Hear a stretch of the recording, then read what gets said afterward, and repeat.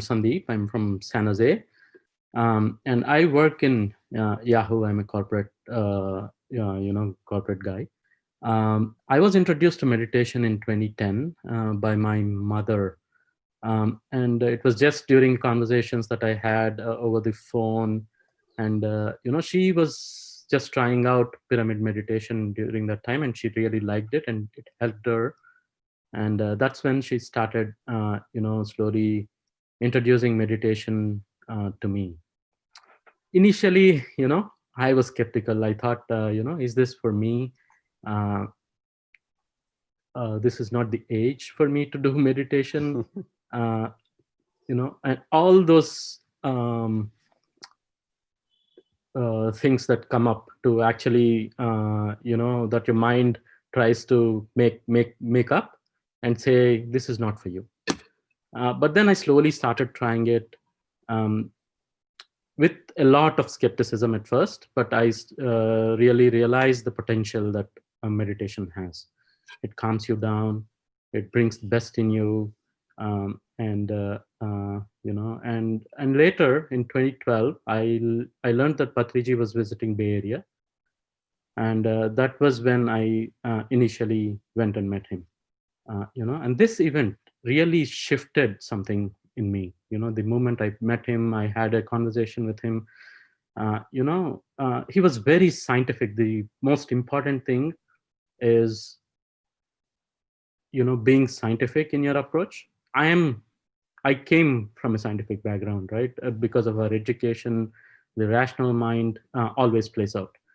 But Patrici was always approaching meditation through science. And he had never had um, any high pedestal as a guru. He said, I'm just a fellow traveler. I just happen to be a few steps ahead of you, and I'm going to help you in your journey. So that's what really resonated with me, and that's what made me stick to PSSM. And through the years, my journey was from a um, from one of skepticism to complete surrender. I had really wonderful experiences, and one of my pivoting experience that I would like to share here is how I actually started meditation on my own, and then how I was able to teach it to others. I know, Jairam, you're going to ask all of this later, so I'll keep the story for later. But Yes. just starting to meditate on my own, but then once you realize the joy, you can't stop from sharing it to others. Thank you. As Shrikant was suggesting, right? Initially I was very happy doing my own practice. I had a study practice that was like an hour to 3 hours long every day, and I was really happy during the doing the practice by my own. But stepping outside my comfort zone and trying to talk and teach to others was a no-no for me in the beginning. You know, but then slowly I started to open up through the inspiration of Patriji, saying that you have to teach. Just doing meditation is not enough. You have to teach. You have to let others also, take them along on the journey along with you, right? I slowly started to open to the community of close friends in the beginning, and then to anybody who wants to learn about meditation. And the joy that we get when we start hearing those experiences, right? It's I think this is what is compassion in action really means. You can talk about compassion, you can theorize about empathy and sympathy and all of that, right? But if you want to put it in action, uh, teach it to somebody. Let them create a path for them, or a journey for them, so that they can realize on their own. And truly, you are just co-travelers in this journey. So one such experience I really wanted to share here, because I felt, that's when I felt this need to teach. One of my friends is a former colleague of mine. He had an autoimmune disease, and he really was losing his eyesight. because of the autoimmune disease. He was actually blind in one of the eye already, and the doctors were saying that they couldn't help. There is nothing they can do, and he's going to be blind in the other eye too pretty soon, probably another 6 months. That's when I met him, and I introduced him to meditation. There was, um, a workshop that I took him to, and you know, after that he constantly practiced. Of course, I was there to support him from time to time, be the support, reach out to him and say whether he's practicing. I started daily meditation sessions where I started to invite him. And, within due course of time, this happened like 2 years ago. And now he almost stopped his medications. His progression has stopped. I mean, his eyesight, he did not regain his complete eyesight, but it is not degrading anymore. So the doctors were surprised to see what happened. How were you able to, what did you do?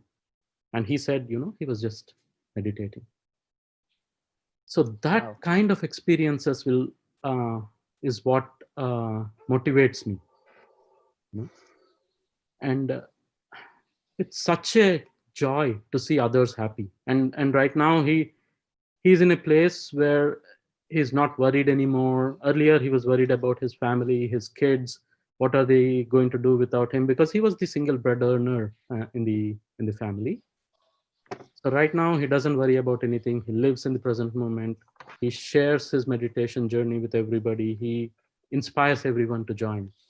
Um, and that actually personally inspired me to teach more, to actually reach out to more people, um, to create the safe space, or hold that space for everyone to come and join and have those experiences. I've had many such experiences from the local community here, Wow. right? Wow. Wow. And another thing that happened is, at work, there was a meditation session going on an ongoing basis even before I joined the company. But suddenly one day I get an email broadcasting that that person is unable to lead the meditations anymore, and he was looking for somebody to step up. Um, I just, even though I was skeptical talking about all of this in the corporates, I just went in. I just said I'm going to do this because I know the value of meditation. Um, so I just went in. I said I'm going to lead these meditations from now on. And within a month, somebody from a different office, from a different location, reached out to me and said, "Hey, I'm doing the same thing here. Why don't we actually organize something and do it in a more coordinated way?" And then we formed a small team, volunteer-based team. It's a very grassroots level approach. We approached our HR. We said, "Hey, this is what we wanted to do in a big scale. We wanted to roll out something to the whole company." And the HR was really interested in saying, "Hey, this is what we are looking for." And they've tried mindfulness, um, tried to roll out mindfulness in a different manner. As Lawrence said, if you are not practicing yourself, you know it's hard. You can't just have a program there and ask everybody to go attend the program. Unless you're passionate, unless you're driving it uh, from a place of compassion, it's really hard for those programs to take off. So within a month the HR was really interested. We started a corporate program. We started from a 5 people mindfulness community to maybe 2000, 2500 people mindfulness community now.